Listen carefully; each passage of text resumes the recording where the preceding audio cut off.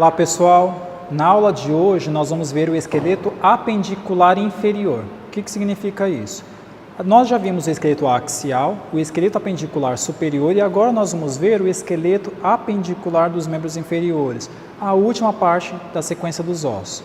Então a gente começa, da mesma forma como na outra aula, falando sobre a cintura, só que dessa vez a cintura pélvica. Nós tínhamos visto a cintura escapular e agora nós estamos vendo a cintura pélvica, que todo mundo já conhece como cintura mesmo. Ela é formada primeiro pela parte dos ossos da coluna vertebral, que a gente chama de sacro, né, as vértebras sacrais, e junto delas a pelve, que é esse osso que a gente está vendo aqui. O conjunto de ossos que formam a pelve direita e esquerda é chamado de quadril ou de pelve. Tá? A pelve é formada por 3 ossos, então a gente tem o íleo, o isquio, essa parte mais gordinha aqui, e a pubis, que forma essa região aqui da frente. Por que esses nomes? Íleo vem de planície, então essa parte plana que a gente tem na parte superior do quadril. A região do isquio, essa região mais gordinha, é a região em que vocês provavelmente estão sentados agora, é a parte posterior. Né? Logo atrás dela tem a origem dos músculos dos glúteos, né? O bumbum. Na região da frente, a gente tem o ramo púbico, que nada mais é do que aquela região pubiana, onde a gente conhece que também tem as regiões genitais, e a região dos pelos pubianos. Eles recebem esse nome basicamente por isso. Então, a região do quadril é formada por esses 3 ossos, íleo, isquio e pubis, ok? Depois dele, é importante a gente lembrar, porque tem uma estrutura aqui lateral, que é chamada de fóvea, tá? A região do acetábulo. Essa região ela é importante por ser o ponto de encaixe do fêmur, o nosso maior osso do corpo humano.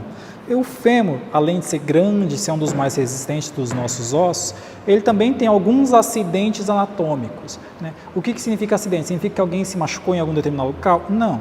Né? O acidente anatômico nada mais é do que você pegar uma estrutura óssea, ver pontos específicos nela que fazem com que você não confunda ela com outro osso que é parecido com ele. Então, o acidente anatômico é como se fosse uma assinatura, uma característica. Então, nesse caso aqui do fêmur, nós temos uma cabeça que vai lembrar o húmero lá no membro superior, mas ela é muito mais esférica. Tem os colos, que a gente também viu, e ele também tem elevações aqui do lado, que a gente chamava de tubérculo lá, e aqui a gente chama de trocânter. Então, a gente tem trocânter maior e trocânter menor. Ah, mas para que eu tenho que ficar sabendo esses detalhes todos? Quando a gente chegar em músculo, em origem e inserção, a gente vai entender por que precisa. Descendo, nós temos a diáfase, como todo osso longo tem, e lá embaixo a gente tem a face patelar, porque a gente já está chegando na região da patela, tá? E nós também temos a região articular com a tíbia, que é o outro osso que vai formar essa região, né? E assim permitir os movimentos que o nosso joelho faz. Indo para o próximo osso, nós temos a tíbia, que muita gente conhece como o osso da canela. Por que isso? Parte dela tem apenas cobertura de pele, então a gente tem basicamente nenhum músculo aqui nessa lateral.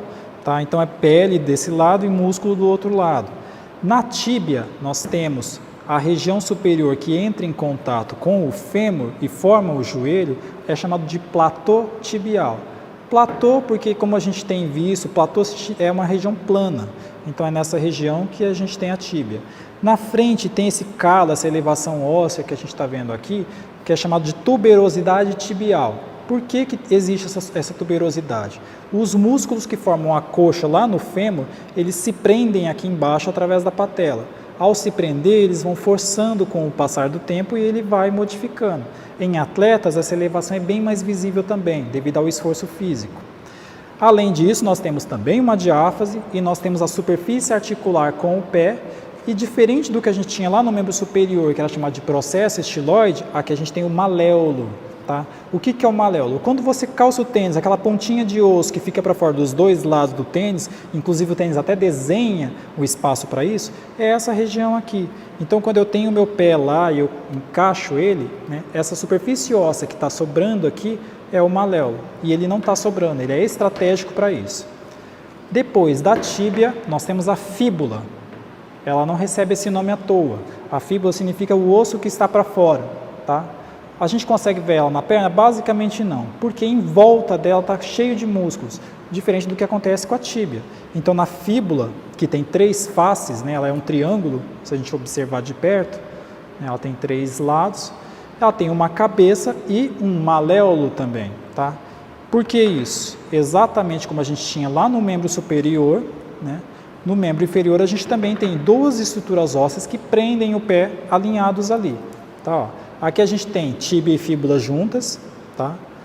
Os 2 maléolos, né? O maléolo medial e o maléolo lateral, sobre a região do pé, ok? Qual que é a importância disso? Né?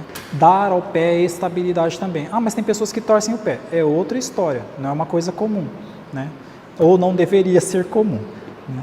Essas estruturas ósseas, elas se comunicam entre si exatamente para permitir esse desenvolvimento. Diferente dos ossos do membro superior, os ossos dos membros inferiores são bem mais fortes. Exatamente para te aguentar em pé o dia inteiro, para que você possa correr, pular e fazer todas as atividades que são necessárias. Nós já falamos do fêmur, da tíbia e da fíbula. Faltou falar um pouco da patela. A patela é considerada um osso sesamoide, né? O que significa isso? Um osso extra, que não se comunica diretamente com outros ossos. Ela se comunica através de músculos ou de ligamentos. A patela tem 2 faces, a face anterior e a face articular. Como que eu consigo saber quem é quem? A face anterior, assim como todo o osso, ela é áspera, ela é opaca. E como em todos os ossos que nós temos, tudo que é articular ou que entra em contato para gerar articulação é mais brilhoso, é mais lustroso, ok? Além disso, para saber qual é a parte de cima e a parte de baixo da patela, a gente precisa saber que ele é quase um triângulo invertido. Então a base, a região plana da patela está para cima e a região pontiaguda está sempre voltada para baixo. Por que isso? A patela nós vamos ter 4 músculos que se prendem nela, formando o quadríceps. E embaixo sai apenas um tendão que vai se prender na tuberosidade da tíbia, né? Ok? E aí nós vamos para os ossos do pé. Nos ossos do pé, nós temos 7 ossos principais, começando pelo talos, esse osso maior que a gente consegue ver aqui. Na sequência, um osso que a gente conhece bastante, que é o calcâneo, e a gente lembra do calcanhar. Depois nós temos ossos menores que formam eles, que aí nós temos cuboide, navicular e essa sequência de 3 ossos aqui, o cuneiforme lateral, intermédio e medial. Como a gente sabe quem é quem? É só você olhar para o seu pé e saber que o seu dedão do pé ele está sempre mais para o meio do corpo do que o restante dos ossos. Então, nós temos o medial aqui, o cuneiforme medial, o cuneiforme intermédio, porque ele está entre 2, e o cuneiforme lateral aqui. Mas, professor, ele está no meio do pé. Sim, mas em relação aos outros 2, ele é o mais para fora, por isso ele é o mais lateral. Assim como na mão, nós também temos a planta do pé, aquela parte do arco do pé lá. Essa região é chamada de metatarso, e assim como no pé, assim como na mão, nós contamos a partir do dedão ou do polegar, né? Então a gente começa com o primeiro metatarso, segundo, terceiro, quarto e quinto metatarsos. Depois disso, nós também temos 14 falanges, começando da proximal para a distal e sempre do polegar para o quinto dedo. Então a gente começa lá do dedão do pé, né? O primeiro metatarso, segundo, terceiro, quarto e quinto. Assim como na mão, nós não temos falange medial no pé, então a gente começa no dedo indicador do pé. Então a gente começa o primeiro, segundo, terceiro e quarto metatarso. E para finalizar, os nossos dedos dos pés também têm unhas. Então a gente começa lá no polegar, primeiro, segundo, terceiro, quarto e quinto. Outra coisa que é importante, o dedão do pé, ele tem um nome próprio, se chama hallux, com H, H-A-L-U-X. Tá? Não confundem com o professor Alex, tá? Já virou piada isso aí, mas não levem a sério. Então, só para a gente poder diferenciar que existem essas estruturas. E muito parecido com o membro superior, só que diferente, aqui nós temos os ossos do tarso e na mão a gente tem os ossos do carpo. Lá na mão a gente também tem 8 ossos do carpo e aqui a gente tem 8 ossos do tarso. Tudo bem? Lá na apostila vocês também têm algumas atividades referentes a esse assunto. E eu fico aqui e até a próxima aula.